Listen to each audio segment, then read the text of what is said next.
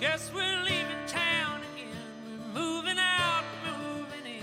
Gotta break the news to all my friends, but they won't care. They'll just find another face to fall behind to take my place. Run well past second base and just stand there. A dreamsicle on a summer night in a folding lawn chair.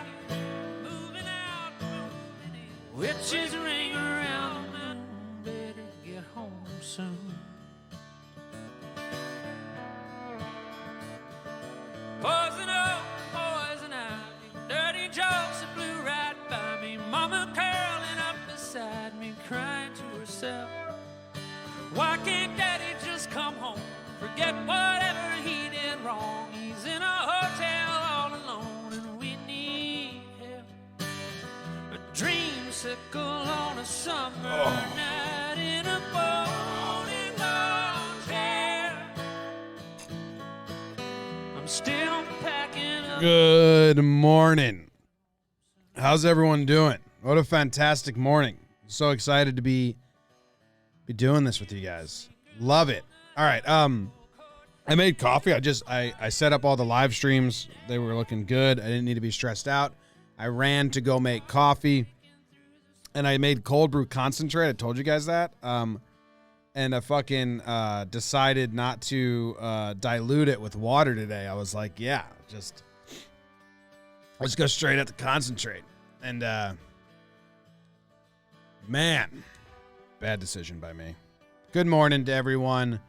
We got Josh, Steve, Abe, Jill, Norm. Josh, don't forget the intro. Osborne, welcome to the morning show. It's bite-sized bits of everything I enjoy. It's American geography. It's American history. It's American towns. It's Morning. Say hi.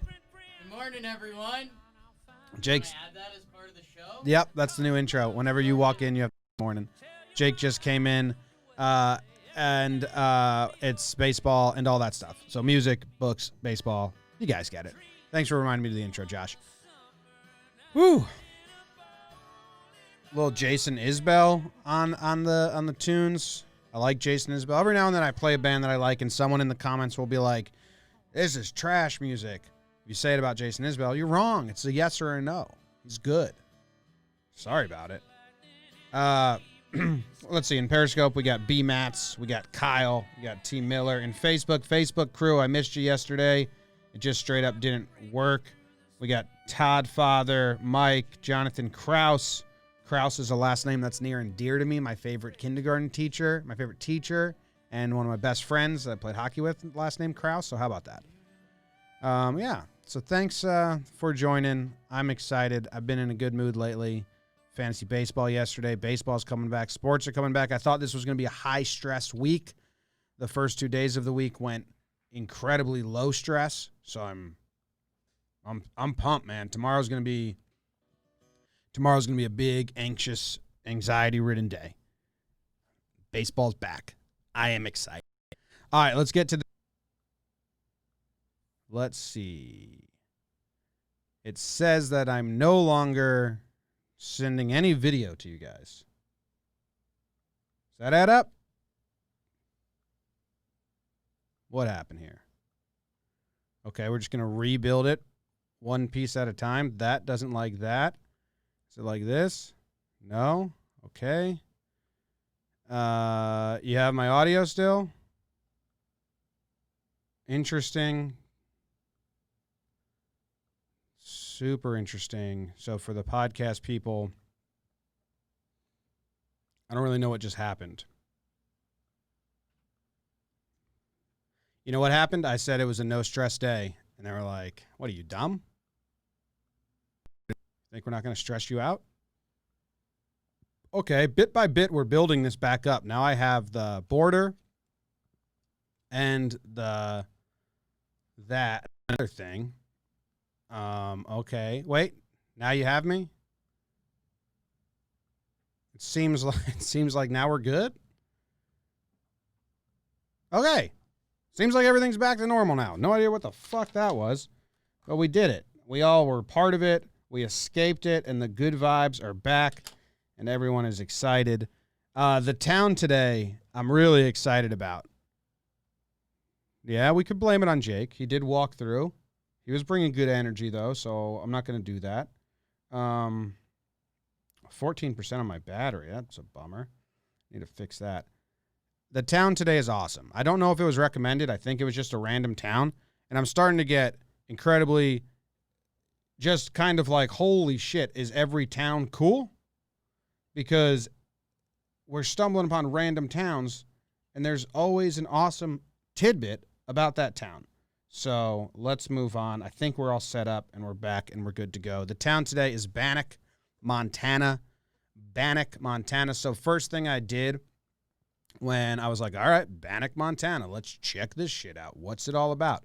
And I went to the Google Map machine, and it's like tiny in the middle of, it looked like a park. So I was like, just on this view, like not the satellite view, just the map view.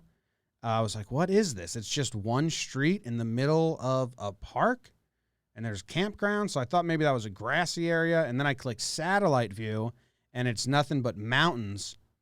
And the town is one street, basically. There's a river, and then there's one street, Bannack Road. They made another Bannack Road to go up the hills and go past Main Street. So no one lives here anymore. It's a ghost town, and it's supposedly haunted as well. I don't care about the haunted part. I like deserted towns, but this is really cool, so I'm going to nerd out, and you guys are going to be with me or not with me. I have like a lot of notes on the town, and I found this drone footage brought to you by Eric Dirks.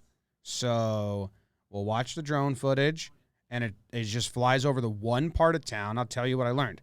Bannack is a ghost town in Beaverhead County, Montana. Founded in 1862, the town contemporarily operates as a National Historic Landmark and is managed by the state of Montana.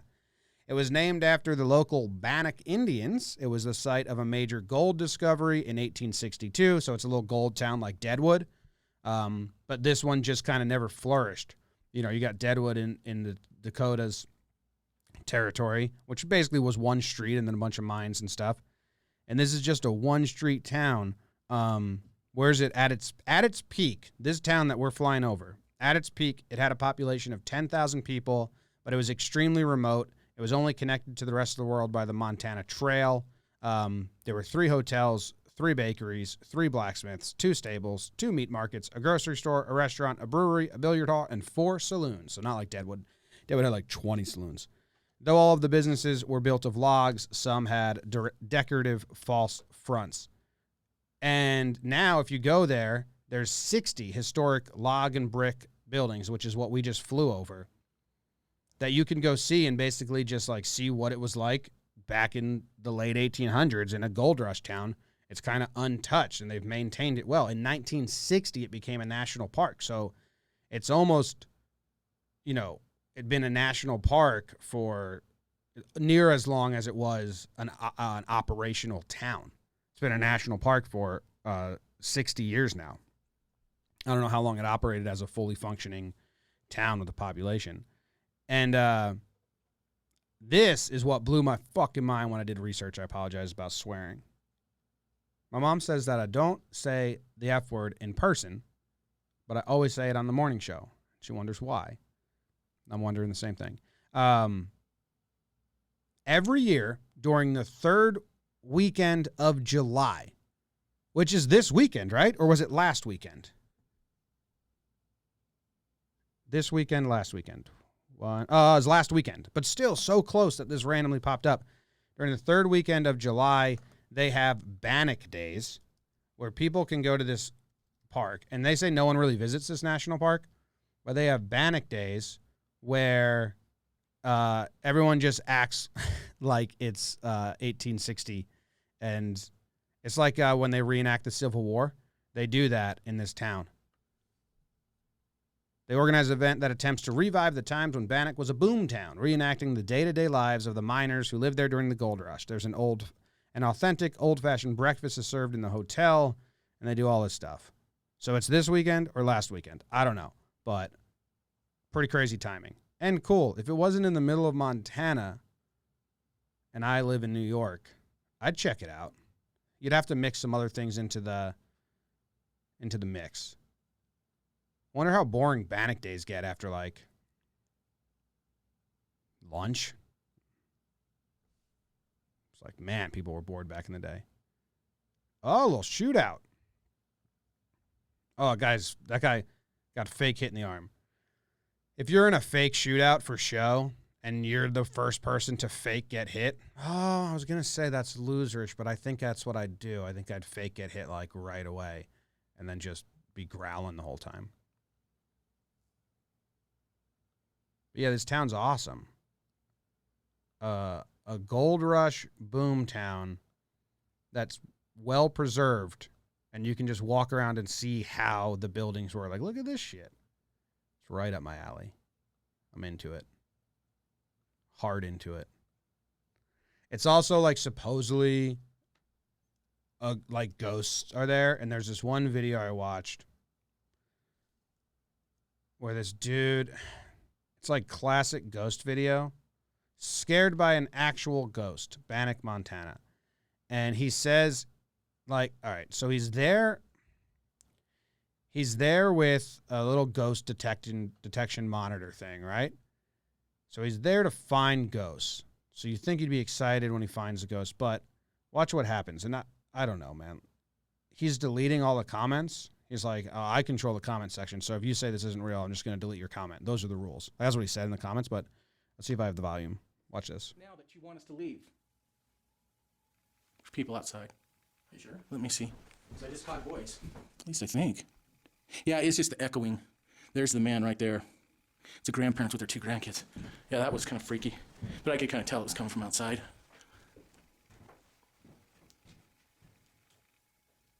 Stop! There's somebody downstairs, Scotty! Okay, just a second. Scotty, there's somebody down there! Okay, just don't freak out. Don't freak out. Scotty! It's all right. I saw somebody down there! It's all right. Now, let's go. Scotty, come on. They were looking up. I didn't watch. I didn't watch this with full volume last night because I was in bed. Katie was sleeping, so I just. Let's go. When I watched this last night doing prep, I just saw it. I wasn't listening. I didn't know his voice goes so high. Oh, it's funny. So if you want to stage a ghost sighting, it's the fucking perfect place to do it. You say the ghost was looking up at you through this hole, so obviously we couldn't get it on camera. Oh, I gotta watch that again. His voice is crazy. Stop! There's somebody downstairs, Scotty! Okay, just a second. Scotty, there's somebody down there! Okay, just don't freak out. Don't freak out. Scotty! It's all right. I saw somebody down there! It's all right. Now, let's go. Dude, you went there to see ghosts. Come on. They were looking up. It's all right. He's fucking wearing ghost detection equipment. Oh, man. That's great.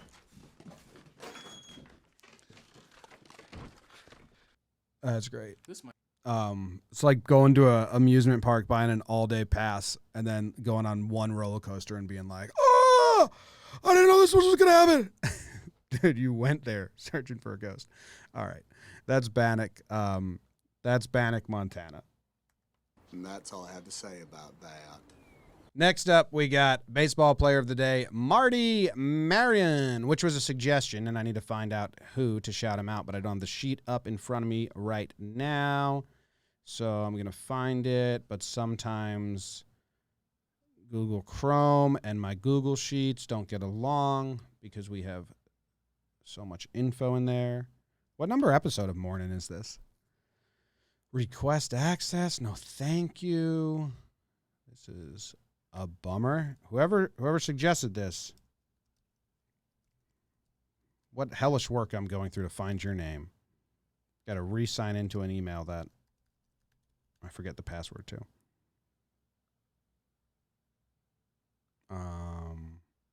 Well, fuck it, dude. I can't figure it out. I'll shout you out next show. Unless my laptop will run Google Sheets better. Google Sheets, morning show, come on. Come on. Get us there. Go to the July tab. If that happens, it happens. If not, I'll get you tomorrow. Marty Marion is the baseball player of the day. 31.4%, 31 WAR he accrued in his time playing. He pretty good. His nicknames were Slats and the Octopus, or Mr. Shortstop, because he was tall and lengthy at shortstop. They'd never seen it before. Mr. Shortstop's a great nickname. You know, before Ozzie Smith, he was regarded as like the best defensive. Is regarded as the best defensive shortstop of his time. And look at all the accolades he got. MVP voting in 6 consecutive seasons from age 24 to 29. He got MVP votes. He won an MVP, and it's the least impressive MVP to ever be won because he basically won it for his defense. The stats on this are kind of, I don't know, just different. You know, I'm not going to critique the olden ways and their way of thinking or anything. It's just different than now. Like Marty Marion, is that how you say it anyway? People are going to be mad at me. Marion. He won the MVP with 190 votes, beating out Bill Nicholson by 1 vote in 1944. But his stats, he had a 267 batting average. He had a 267 batting average, a 324. He only had a 686 OPS. I mean, Stan Musial hit 347 with a 440 on base percentage. Dixie Walker hit 357 with a 434 on base percentage. Stan Musial had a 990 OPS compared to Marty's 686. But I wonder, I mean, Stan was on the same team. What's that all about? Whatever. That's how they did it back then. But I think statistically it's the least impressive MVP winner ever. Although, blanking on his name, Kirk Gibson, he won MVP basically on like leadership more than stats comparatively whenever that happened. So the interesting stuff about Marion is, let me find it. Oh, wow, we just shut the other door. It really changed my ears. Marty, they say he is a descendant of, you ready for this? You guys are going to love it. He's a descendant of Francis Marion, a Revolutionary War guerrilla fighter known as the Swamp Fox, the guy that part of Mel Gibson's character in The Patriot was based off of. That's cool. So we got a good line of ancestors here. Yesterday we had Robert the Bruce, and today we got Francis the Swamp Fox. He is the father of the players' pensions plan. Yesterday, the suggested player of the day, he got them. He fought the reserve clause and ended up losing. Today, we have the guy who helped MLB players get their pension plan. Why does it? I'm still trying to find out who suggested this, and it's still just not working. So I'm still going there. If you're in the chat, speak up. He was considered one of the most friendly guys in the league. Everyone says, they loved him. He came in right after the Gaslight Gang left. The pension plan was funded by contributions from players and owners, plus a share of broadcasting rights fees for the All-Star Game and World Series. So when they came to the league with the players' union and said, we want these, they were actually light, and the players and the owners were like, all right, yeah, we don't care. We'll give you a pension plan. So the players contributed, the owners contributed, and then a share of broadcasting rights fees from the All-Star Game and the World Series would go to retired baseball players as the pension plan. The pension plan, that deal was like not thought of as amazing at the time, but because they had the broadcasting rights in there, it became huge. It was the prize benefit and continuing source, and it was a continuing source of friction with the owners. 20 years later, When Marvin Miller was elected executive director of the Players Association, he found that the pension plan was the members' number one concern. Because as TV money swelled, the fund, the ball players' pension, grew to be the most generous outside of a corporate executive suite, although latter-day players refused to share the increases with those of Marty's generation who had laid the foundation. So it's making tons of money. It's like the story about the when the ABA merged with the NBA and the owners of that team were like, yeah, you can dissolve our team, but we want 0.1 or 1% of all future TV rights. And then basketball went crazy, and those guys became like billionaires 8 times over from that deal. So get TV rights. That's also why they think the Chiefs can pay so much money right now, because NFL is about to get a new contract with the networks, and they think it's going to be even bigger and bigger and bigger. But, yeah, Marty. Oh, I have it on my laptop. Let's see. This was suggested by Charles Moley, or Moley, Moley. So thank you, Charles. There's a lot of cool stuff on Marty. Like, clearly he won MVPs. He's a huge, big name. I think the pension plan is probably the coolest thing. What was his postseason numbers? Let's take a peek. Let's take a peek at his postseason numbers. Playoff numbers, 231 batting average, 294. But again, like, there was a World Series in 1946 where they won it, and he only got, he didn't hit well, but they said he was like a standout because of his glove. Won 3 World Series, 42, 44, 46. That's cool. That's cool. Oh, man, they shut the door to the studio number 1 because they're prepping Jake's morning show. That's the AC source. Now it's so hot in here. Just smoked up. Sup, Cuddy? How you doing? Anyway, that's all I got. Oh, I don't say it. Anyway, that's the rest. So here comes the fun part. And that's all I have to say about that. Books. Everyone's favorite section, the book section, where I talk about a book. I still think this probably throws people for a loop every time that aren't regulars to Mornin. Oh, did I also do the reminder that this, if you watch on YouTube, it is migrating after this week to a new YouTube channel just dedicated to Mornin. I just put the link in the YouTube chat. If you're watching on Periscope, Facebook, or the podcast apps, that doesn't affect you. It'll be on the same place for you. But if you watch on YouTube and you're in the chat and you hang out, YouTube chat's a lot of fun. It's moving there, so go subscribe there. Next week it'll be there. And I think when we go onto the new channel, I will wear my new Taurus hat, sans sweat stains. Although someone did comment on Twitter that the sweat stains line up perfectly with the mountains. And it looks like I just continued the mountain range on my head. And that's pretty badass. And maybe we'll say I did do this. Death of a Salesman. You guys read this? I feel like this is another book. I felt like I'd talked about this before, but I checked the full list of everything we've talked about, and it hasn't come up. So I wonder if this has to do with them setting up Wirecast in the next thing. What are you doing? Okay. Do I have to rebuild this again? I don't understand how this is happening. You guys can still hear me, but it's just going black. Okay, interesting. Now we have that. Now, can I send that over? No. Okay. Can I send this over? Interesting. We're all very interested in why this keeps happening on the video feed. Everyone. We overcame it damn well last time. So I think we just give it hell again. Okay. One step better. Okay. All right. Are we back?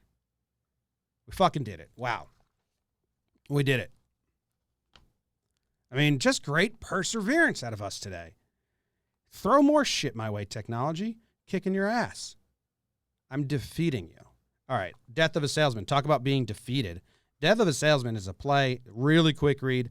If you're younger, if you're in high school or haven't gotten into the career world and tried to find a job, I suggest reading it before and then reading it after and seeing if your mindset changes. Because I remember reading this when I was young, and I just thought Willy was a dumb dad. I didn't have any sympathy for him. Nothing. I just thought he was a dummy that cheated on his wife and was a dick to his son and bad guy. And then you grow up and you reread it a little bit, and he's still all those things, but you have a little more sympathy and you see where things went wrong and how he had abandonment issues. And really what this book is about, and it's a little bit like Great Gatsby in that way, is that the American dream can be a terrible drug for people that think they know the recipe of how to achieve it, and they think they know the result that recipe offers, and then they run that recipe through their life, and it does not offer that result. And the supposed American dream that they think, popularity really matters. Just shutting up, grinding, getting the work matters. Appeasing the bosses and doing better matters. Having your firstborn son do your legacy, and then he's gonna go be in your same footprints. It's like, all that shit. It's like, nah, not good. But yeah, I mean, if you read a play, if anyone's never read a play, it's just straight dialogue. So they go by like super quick. Like you'd probably read this in a sitting. Or you could just go to YouTube. I bet there's versions of it on YouTube. But I do think it's interesting, like zero sympathy and then still kind of a dick. I mean, cheated on his wife and let his son find out. And that's probably about as terrible as you can do. But a little more sympathy of understanding how life can just weigh you down. But he had the wrong idea. Death of a Salesman. Good little play. So hot in this office. What are we at? 9:30 exactly? Boom. I'm getting redder and sweatier as we go. Oh, Llewellyn just joined the Periscope. Llewellyn, I'm just about to end, but it's always a pleasure to see your name pop up on my feed. All right. I think I'm out. I'm going to go. Producer Luke passed me a note. We played the game GeoGuessr, Luke, Caitlin, and I, 2 nights ago. 2 nights ago. And it just drops you on a random place in the world, like on the Google Street View where you click around. And then you have to guess where you are. So we were someplace, Katie thought it was California. I thought it was Middle America. And then we just kept clicking. And I was like, click, we'll find a sign soon. We'll find a sign soon. Sometimes you find signs and it's the town name and you're like, I don't know where that town is.